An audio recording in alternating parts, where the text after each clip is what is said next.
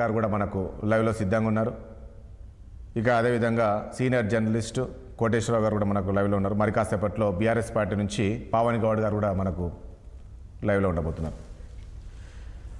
ముందుగా ఒక్కసారి మృత్యుంజయ గారు మీ దగ్గరికి వస్తాం. మృత్యుంజయ గారు, ఎందుకు ముఖ్యమంత్రి గారు ఈ రకంగా అంటే ఒక రెచ్చగొట్టే విధమైన కామెంట్స్ కావా ఈరోజు మనం చూసాం? ఎట్లా చూడాలి దీన్ని? దిమ్మేలు గూలాలి, గద్దెలు దింపాలి, ఈ రకమైన కామెంట్స్ అంటే అంటే ఈ రకమైన కామెంట్స్ను మీరు సమర్థిస్తారా? ముఖ్యమంత్రి గారు మాట్లాడిన మాటల్లో ఏ రకంగా చూడాలి? ఈరోజు ఎన్టీఆర్ ఆత్మశాంతి చేకూరాలంటే బీఆర్ఎస్ పార్టీని 1000 మీటర్ల లోతులో పాచిపెట్టాలి అనే విధంగా ఆయన కామెంట్స్ ఉన్నాయి. వాస్తవం అంటారా ఇందులో?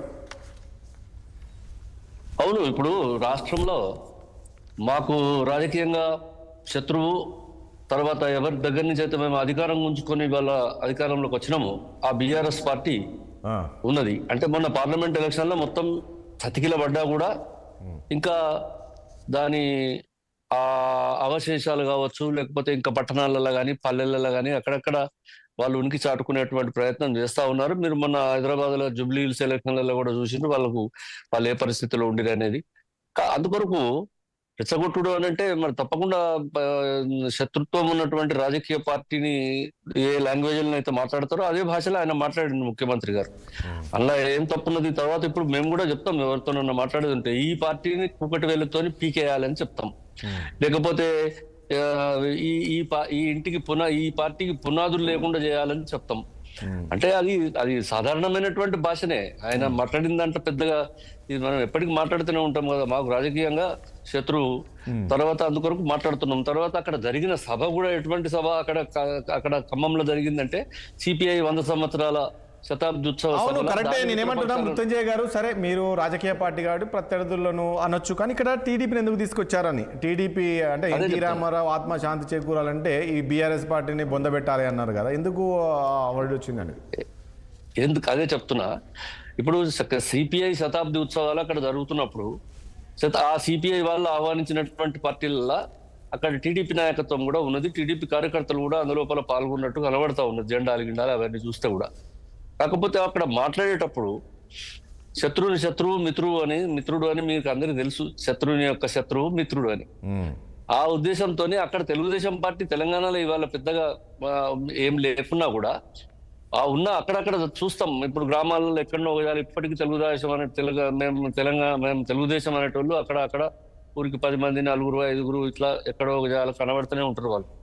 కాబట్టి వాళ్ళందరికీ ఆయన ఒక పిలిపించిండే, మీరంతా ఉత్తగా నిర్జీవులై చేవదచ్చి చచ్చిపోయి మీరు ఏం లేదని అనుకునే బదులు మీరందరూ కూడా మీ యొక్క ప్రధానమైనటువంటి శత్రువు ఎవరైతే ఉన్నారో వాళ్ళు మీకు అక్కడ తెలంగాణలో మేము కాదు శత్రువులము, తెలంగాణలో మీకు మన భారతీయ రాష్ట్ర సమితి శత్రువు.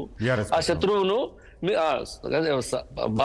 భారతీయ రాష్ట్ర సమితి బీఆర్ఎస్ పార్టీ మీకు ప్రధానమైనటువంటి శత్రువు. ఎందుకంటే మీ యొక్క ఉనికిని లేకుండా చేయాలనేటువంటి ప్రయత్నం చేసి అక్కడికి శాసనసభలు ఉన్నటువంటి మొత్తం స్థానాలను కూడా ఆ పార్టీని మెర్జ్ చేసి మీకు అడ్రస్ లేకుండా చేయాలని చెప్పి ఎన్టీ రామారావు శిష్యుడై ఉండి, లేదా ఎన్టీ రామారావుతోని కలిసి పనిచేసినటువంటి వాడై, లేదా ఎన్టీ రామారావు ద్వారా రాజకీయాలలోకి వచ్చినటువంటి వాడై, మొదటిసారి ఎమ్మెల్యేగా ఆయన ద్వారా ఎన్నికై ఇవాళ ఆయన ఆత్మకు శాంతి లేకుండా ఆయన ద్రోహం చేసిండు. అందుకొరకు అటువంటి పార్టీ ఏదైతే ఉన్నదో అటువంటి నాయకత్వాన్ని తప్పకుండా మీరు కూకటి వేళ్ళతో పీకేయాలి, ఈ యొక్క వీళ్ళ పునాదులను కూలగొట్టాలి. కాబట్టి మీరు ఆ పని చేయండి. ఎక్కడో ఊర్లలో నిండగప్పుకొని పండే బదులు మీరు బయటకు వచ్చి మీరు మీ శత్రువుని నిర్మూలించేటువంటి కార్యక్రమం చేయమని పిలిపించిండు.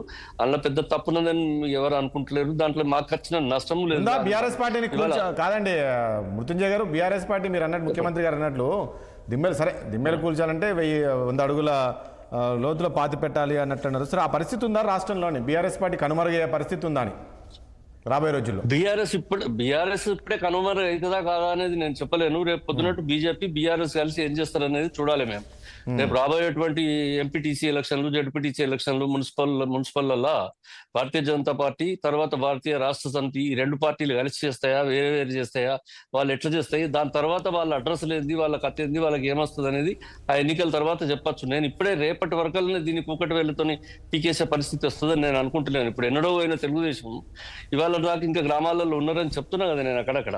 ఇప్పుడు రాజకీయంగా మాకు వ్యతిరేకంగా ఉన్నటువంటి వాళ్ళు తప్పకుండా ఏదో ఒక పార్టీని ఆశ్రయించవలసి వస్తుంది. అక్కడ మృత్యుంజయం గారు ఒక జిల్లాల నాయకుడు. నాకు వ్యతిరేకంగా ఉన్నటువంటి వాళ్ళు తప్పకుండా నా పార్టీలు ఉండకుండా ఇంకో రాజకీయ పార్టీలు ఉంటారు. కాబట్టి అక్కడ తప్పకుండా వాళ్ళ పార్టీ బతికి ఉంటది. ఇట్లా నేను అంటలేను, కానీ ఆయన మాట్లాడింది పెద్ద. ఒక్క నిమిషం. పవన్ గౌడ్ గారు, నా ఆడియో పడుతుందా? ఓకే అండి, నమస్తే. వినిపిస్తుంది.